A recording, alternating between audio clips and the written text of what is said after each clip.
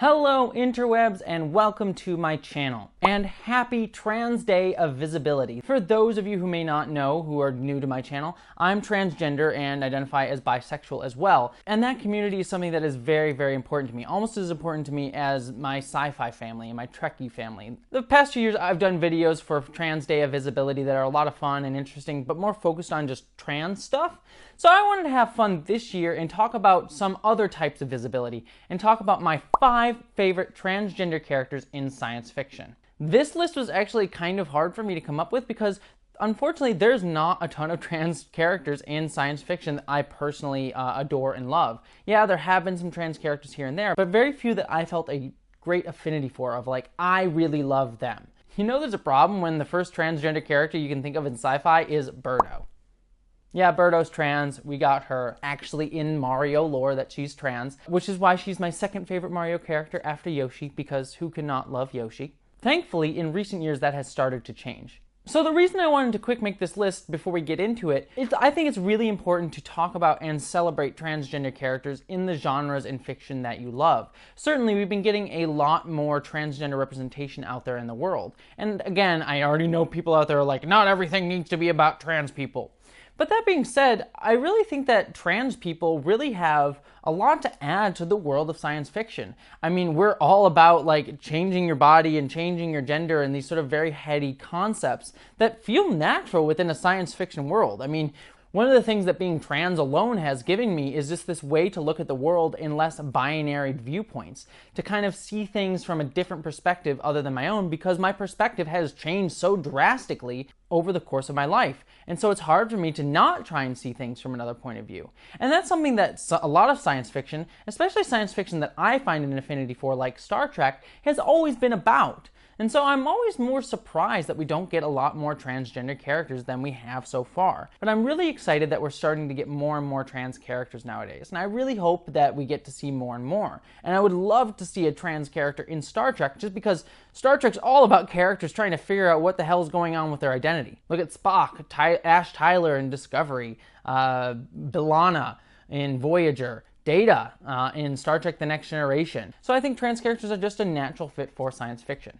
So enough about my philosophizing, let's just have some fun and go over some of my favorite transgender science fiction characters. Before we get to that, I just want to remind you all, please subscribe to my channel. I do videos like this, as well as other geek topic analyses and regular reviews of science fiction shows right here on my channel, with a new video guaranteed every single Friday, and many more possible throughout the week.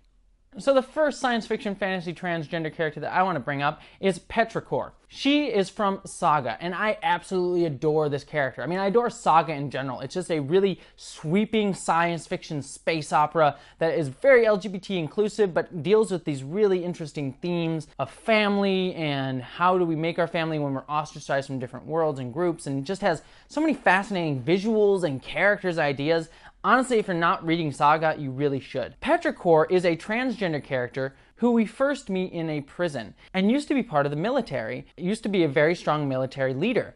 And that's the reason that I like her, because while she is trans, she doesn't become this sort of like encapsulation of femininity that a lot of trans characters in comics or science fiction tend to be. It's like, oh, they're a trans woman, they're gonna be super feminine. Or alternatively, they're super butch. But this character is someone who is distinctly a woman. She is distinctly feminine. You know she's a woman from the start, but she's also the most badass, kick-ass character in the story. And also, I really like that she feels like a real character. She has a lot of racism towards other races at the start of the story, but she identifies with the main character, who is half of one species, half of another, because she is trans. She sees a sort of similar situation between this biracial character and herself as a trans person, and trying to find identity somewhere in between in this world that wants you to identify as one thing or the other. Again, see how I say trans ideas fit right into science fiction? She's flawed, she's interesting, and yet she's not wholly defined by her transness, and yet her transness influences some of her decisions and how she views the world. So absolutely fantastic character there.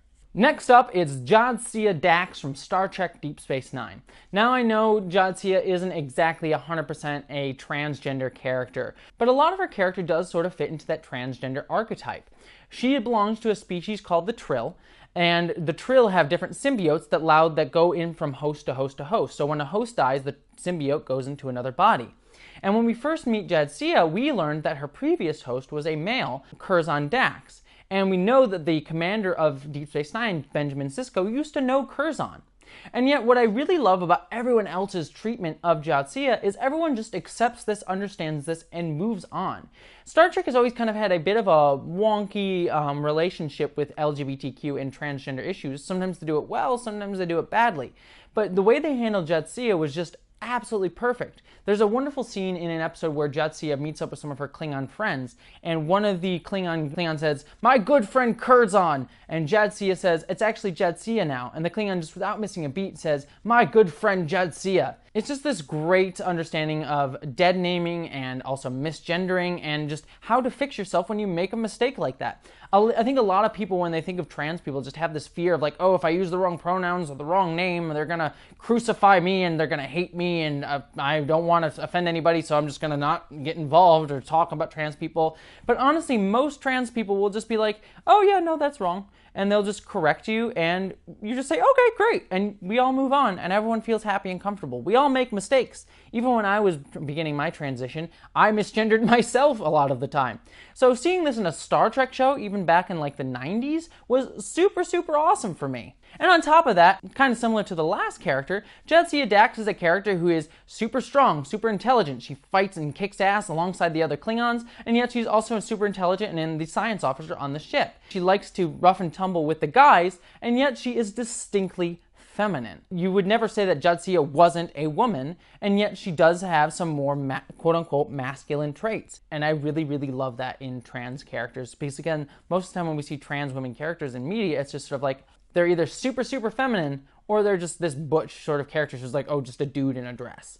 Which I hate both of those characterizations. Not to say that those people don't exist and that they aren't valid, but that's not who I am. I feel like I try to be distinctly feminine, but also have a lot of masculine traits as well. And I feel like a lot of people are in that middle ground. So I personally have an affinity for characters like that. My next favorite character is Loki. Yes, I know, surprising, Loki is actually a genderqueer furry, for all of you who don't know. Now, obviously, the Loki that we know today is mostly informed by the Marvel Cinematic Universe, and even there, Tom Hiddleston has a very sort of effeminate gender expression in those movies. But if you go back to Norse mythology, and actually in the Marvel comics from time to time, Loki is always down to play with gender. He many times switches genders to mess and trick with other characters. He even one point changed into a female horse to trick a male horse into having sex with it to distract it. It's a whole story, and actually has a kid with this horse and actually gets pregnant and disappears for 9 months. So Loki has this very sort of ephemeral view on gender and is much more fluid in his gender and gender identity and gender expression, and never really seems to have any problem with it. He's just like, all right, I'll be a woman now. All right, I'll be a man now. He doesn't really have any specific ties to his gender. He typically obviously shows as male most of the time, but when he's just like, all right, I want to be a woman now and do a thing as a woman, all the characters in the story generally have zero problem with that. I mean, the only problem they do have from time to time is that he's tricking them and messing with them and doing Loki stuff, because that's what Loki does.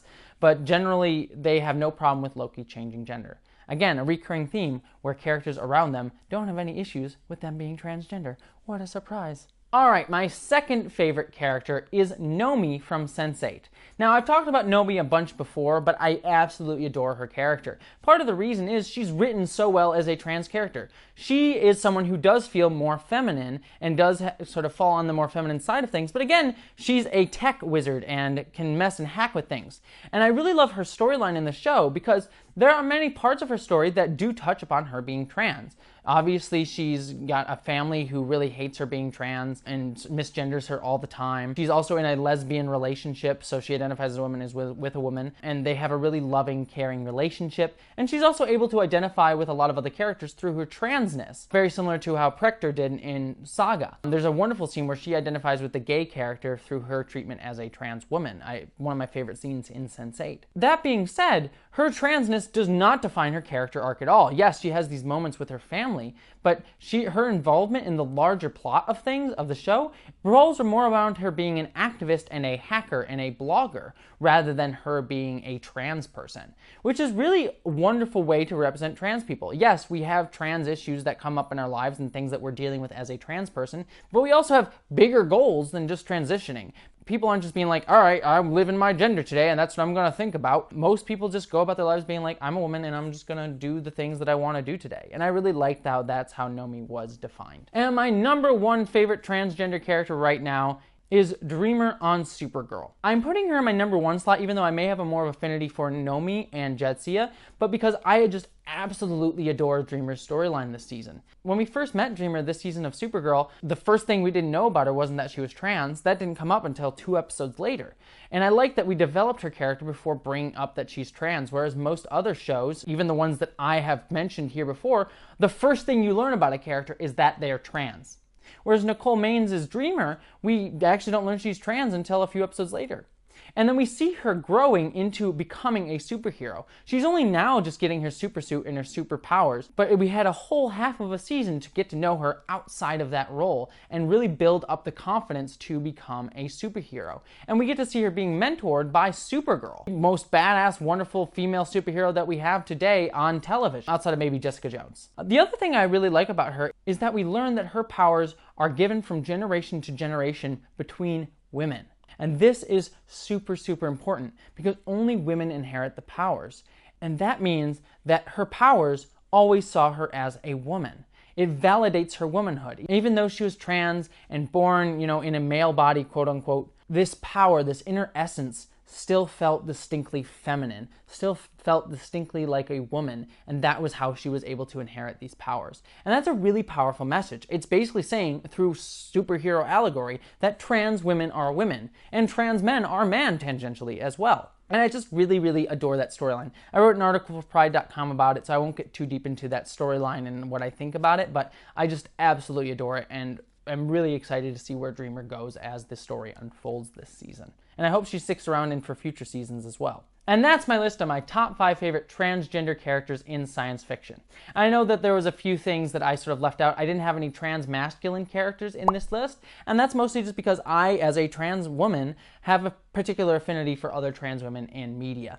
But by no means does that mean that we should ignore trans men at all. And I'll probably make another list that includes trans men at some point in the future. But I just wanted this to be about my personal favorites and sort of that's my way of being visible today. And also talking about the visibility of these trans characters and what makes them so unique and important. I hope you guys enjoyed this video. I hope we had some fun. And if you like videos like this, like I said before, please give this channel a subscribe. It honestly would mean a lot to me. And if you really like what my channel has to offer, consider giving to my Patreon page as well to really help beef up the quality of this channel. Until next time, live long and prosper.